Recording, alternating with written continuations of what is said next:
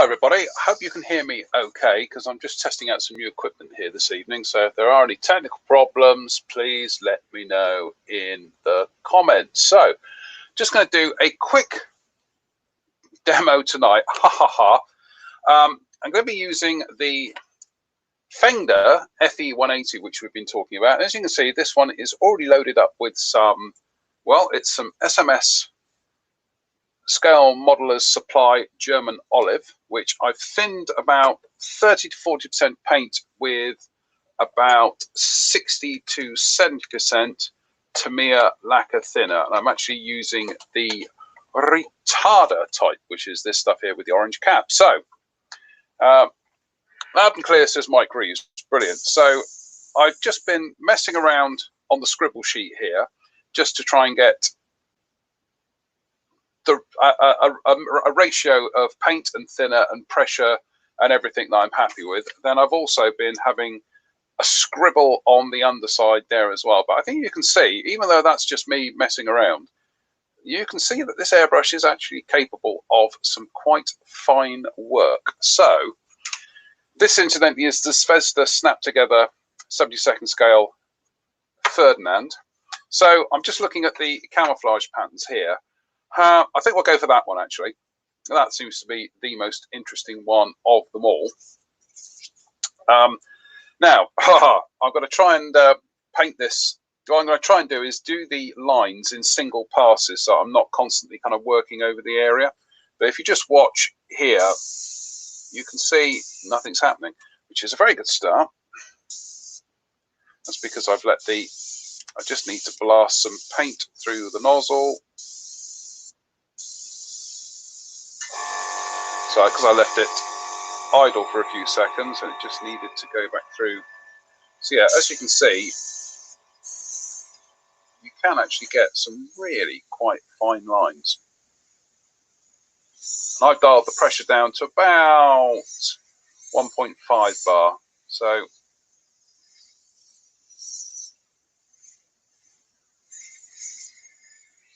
you can see that's pretty good stuff. So just going to open the nozzle out a bit more because I think I want it to be a little bit heavier. Like I said, I've thinned the paint down considerably. So here goes, nothing ventured, nothing gained. Just prop the camouflage drawing up in front of me. So I'm going to start with, where do I start with this? Okay, let's just draw a line. So we just go like this. Now, see, I said I'd try and do it in a single pass, but I'm not, but never mind.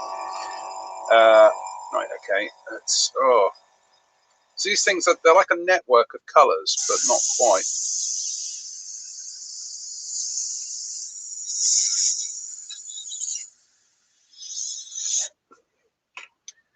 Just needs a little bit more.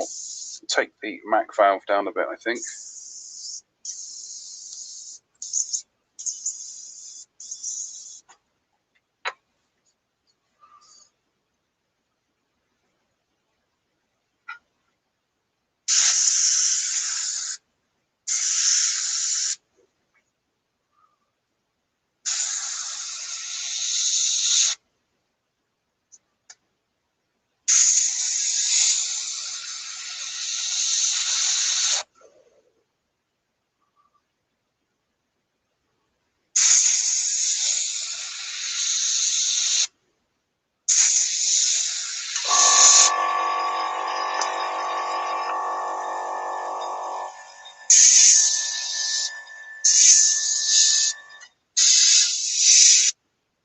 Now, bear in mind, this is a £27 airbrush, which is ridiculous value for money. It's not quite got the same finesse and control as, say, one of my Iwatas, but it's not that far off. And I'm a little bit rusty tonight, so I'm more inclined to blame the modeler than the airbrush. Plus, I'm doing this really at kind of like a bit of an oblique angle, so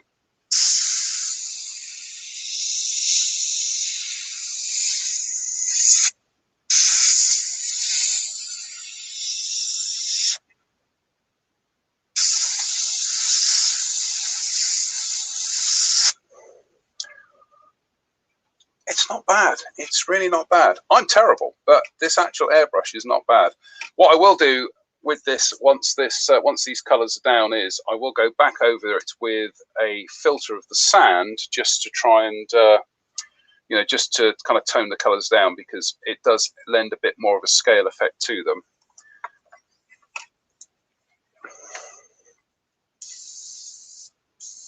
This is only going to be a short live tonight, because we're actually properly live on the air at 7:30. The other good thing about this airbrush is it comes with a limiter at the back, so you pull the needle back, the nozzle back rather, and then that's it. It's keeping it absolutely where it needs to be. So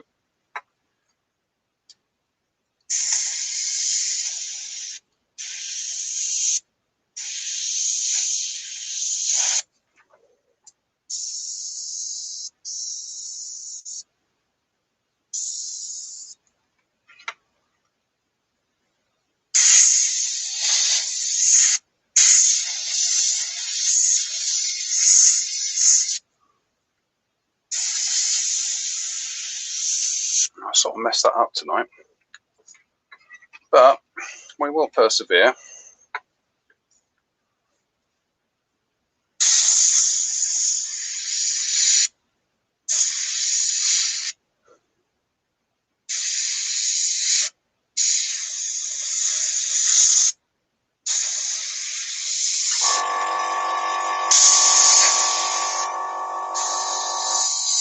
Yeah, this is more like it. This is what I should have been doing on the other side. Now I've got my eye in, you see.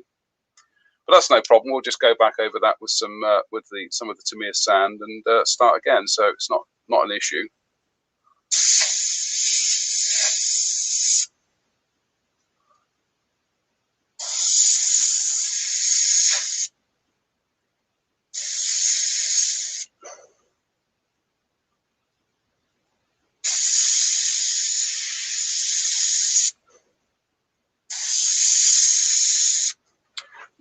As I say, this is more to show you what hopefully a £26, £27, £28 airbrush can do.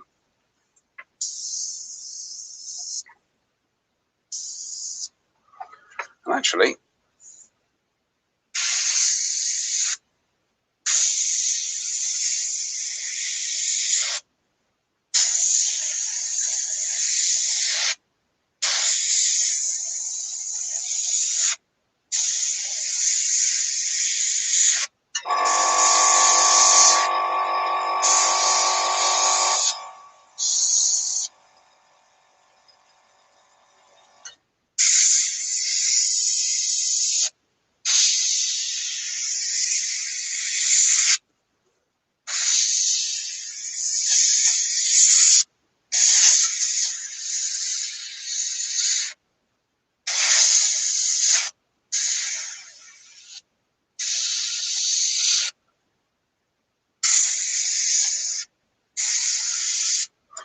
now I pretty much murdered this tonight, but such are the perils of doing live demonstrations. But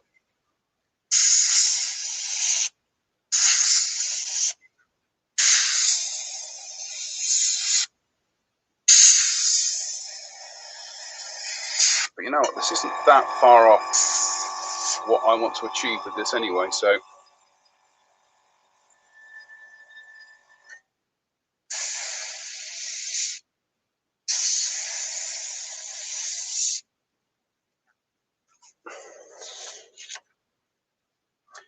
it's a £28 airbrush, people. 26, 27, £28 airbrush. I reckon it's pretty good. What am I shooting? What are you shooting with? I am, Mike, at the moment, this is Scale Modelers Supply, and it's their German olive RAL 603 acrylic lacquer, which is beautiful stuff. You can spray this straight from the bottle, but I prefer to thin it out a bit. But I'll tell you what, let's see, what is the time? 8:40. Yeah, we've got at least 45 minutes till I'm on with Spence tonight. So let's just, my slight overspray problems here because I was just a little bit cat-handed, but that can be fixed in post, as they say.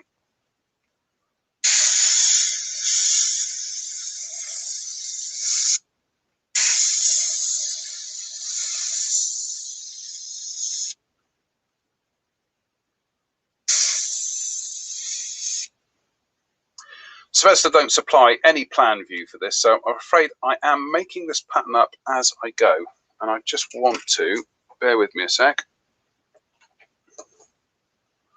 Being a snap together kit, I should be able to remove the, yes, there we go. That makes life a bit easier.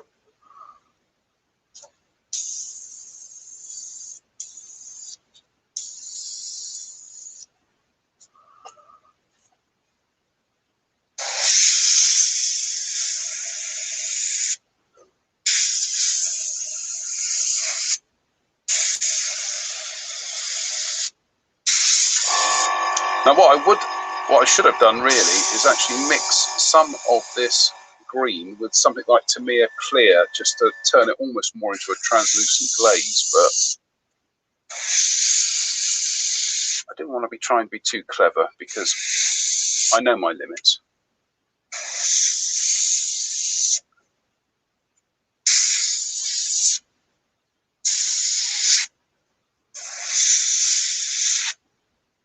And I'm just trying to kind of approximate roughly what these patterns look like.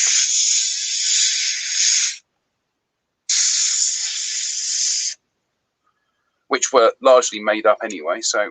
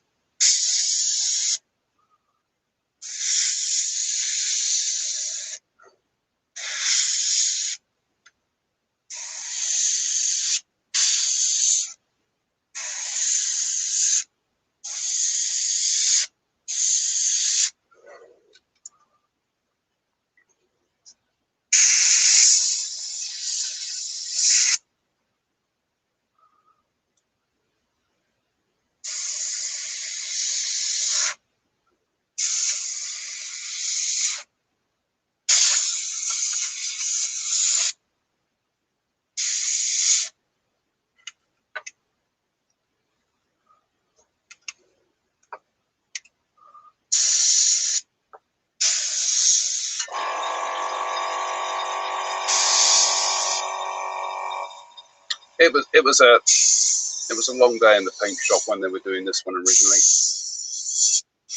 They were all a bit tired. They hadn't had enough brat burst, and you know, they just all wanted to go home. But that'll do.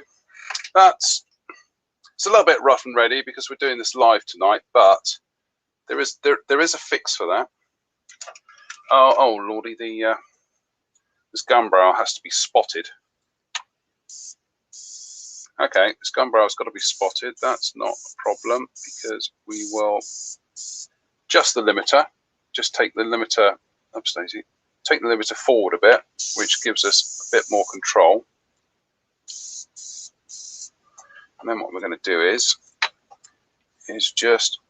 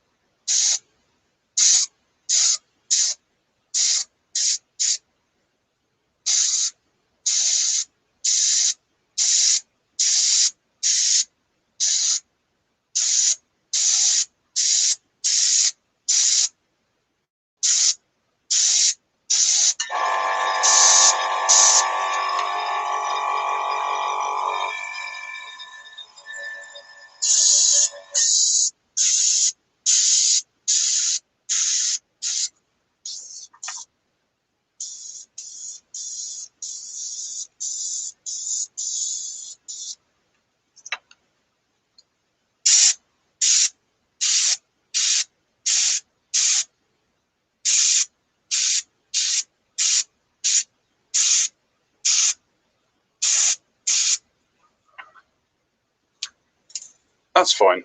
That's fine. Now I'm just going to tip away the excess paint that I've got in here. And before I go, because I've got to prep for tonight's show a little bit, we'll just go back in there and fix some of those areas I'm not terribly keen on. So let's just clear the airbrush of paint. And we're going to use Tamiya's dark yellow, which is the base color I've been using for this, which is absolutely my favorite German dark yellow color because it is just beautifully desaturated. Still got that kind of mustardy hue, but it is beautifully desaturated. And I think it looks fabulous. Oops, daisy. Knocking my workbench to pieces here.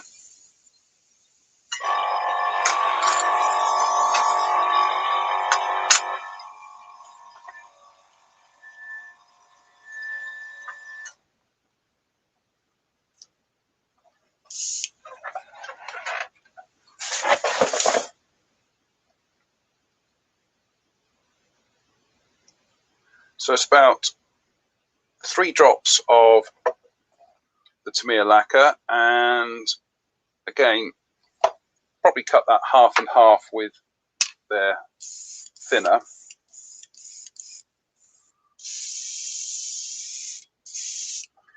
That gives me a nice light.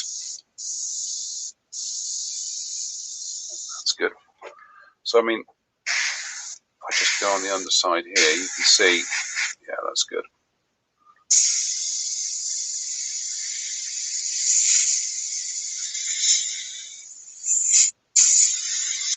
Probably shut that down a bit more and use the MAC valve on this to close the pressure down.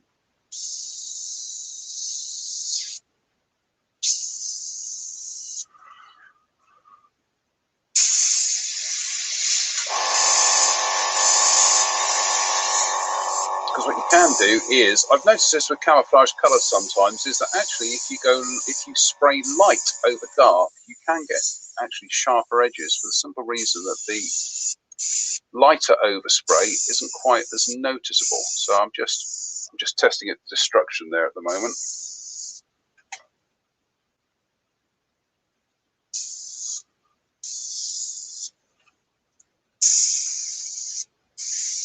Okay, what I'm going to do is I'm just going to open it up at the moment, and I'm literally just going to give the model almost like a filter. This is very, very thin. I'm just going to give it a filter of the sand yellow. And what that's going to do is it's just going to slightly knock back the harshness of the green. It's going to fade it a bit, which is what I want.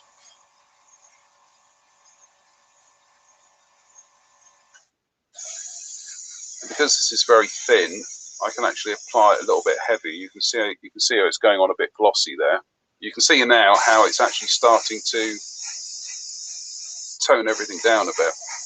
And that's the one thing I've noticed with a lot of the, I know with Spencer and I talking about this on Sunday about, you know, not copying other modelers, but it's one of the things I've noticed about some of the armor modelers, the armor models, and indeed the armor modelers who build them, is the really kind of faded look they get to the paintwork, because it just looks more realistic, because their reds, their green browns, sorry, their red browns and their greens have a slightly kind of faded look to them. And the number of guys that I've asked about this, and girls, who say, well, what they do is they tend to just do everything as like a filter. They put the colours on, then they go back with the airbrush and they really kind of blitz them back, knock them back to a much paler version than they were originally. So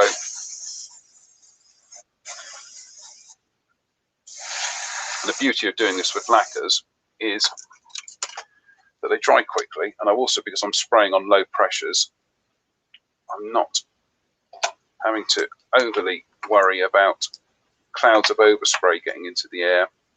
And I've got the window open here anyway, so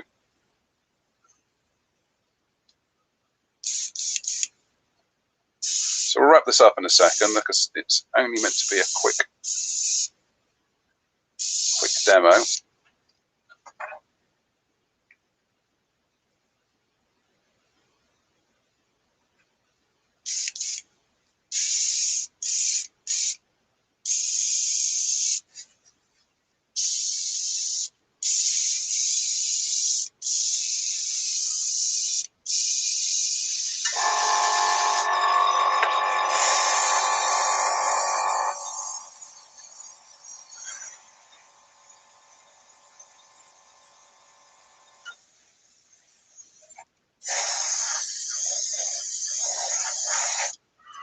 You see it's just starting to kind of like, it's tightening up the camouflage a little bit.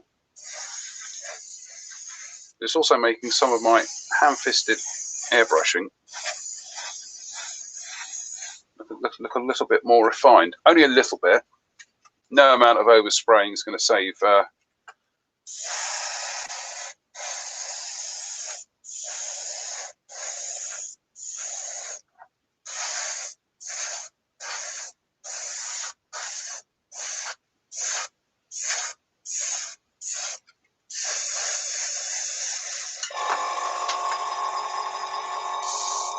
Now what I'm going to do is I'm going to turn the nozzle, put the limiter on, and just mess around with the Mac valve to turn the pressure down a little bit.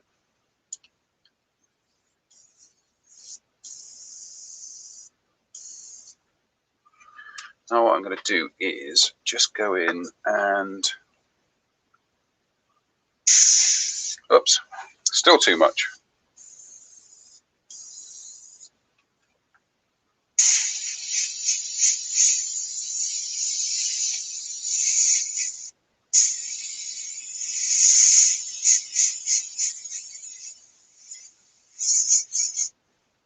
I don't know if you can see that at home, but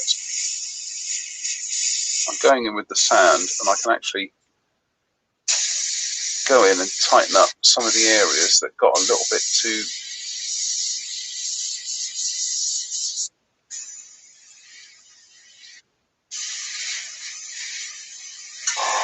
much overspray from the green. So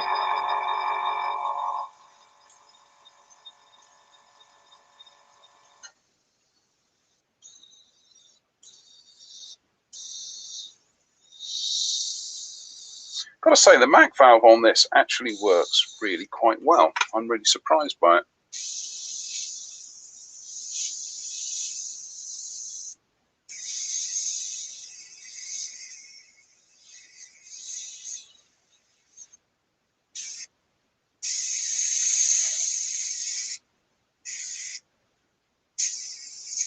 The beauty of using lacquers is they are, if you're a little bit heavy-handed, you see the glossy there where they're still drying. If you're a little bit heavy-handed, they flash off really quickly, which you can't, as I've just done there, which you can't really do with water-based acrylics.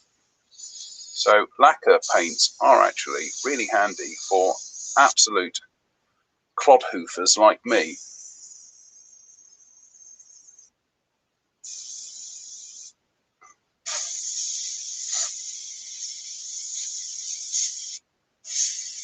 Now, some of you are thinking, well, if you'd have spent a little bit more time being careful with the green paintwork in the first place, you wouldn't have to go in with the sand and start, you know, tidying it up.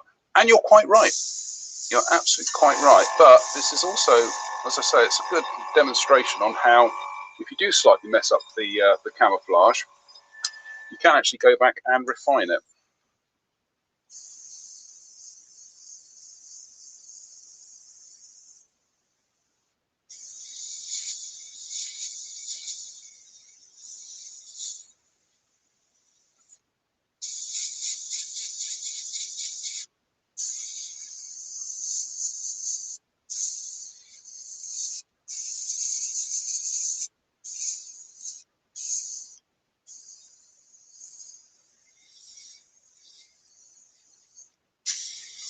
You know, and also bear in mind, this is going to have tons of weathering on it. Tons of weathering on it.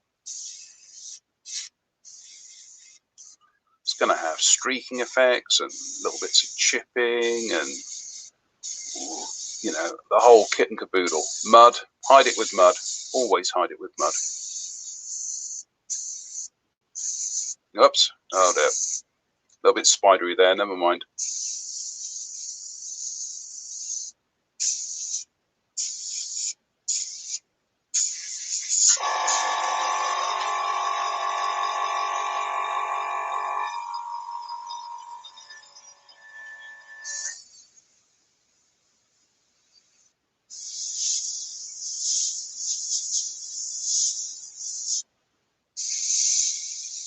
Anyway, look, we're going to wrap this up in a second because I've got a bit of prep to do for tonight's show.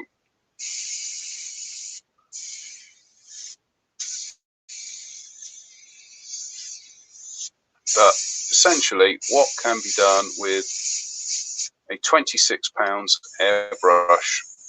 I keep saying 26, 27, 28, however much you want to put it. An airbrush you have bought in the £20 mark. And I think, as I said from my little bit spidery there, it's messing it up now.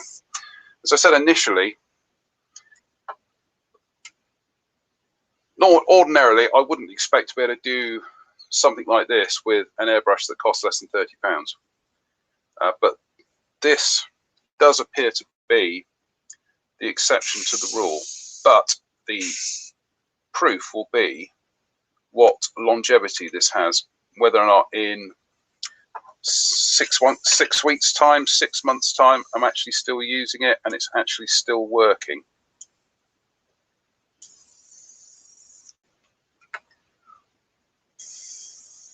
But in the meantime, I'm going to enjoy testing it out on some of these little projects where these are kind of like, you know, the cheaper, inexpensive kits, especially in 72nd scale, just to see what you can do with it.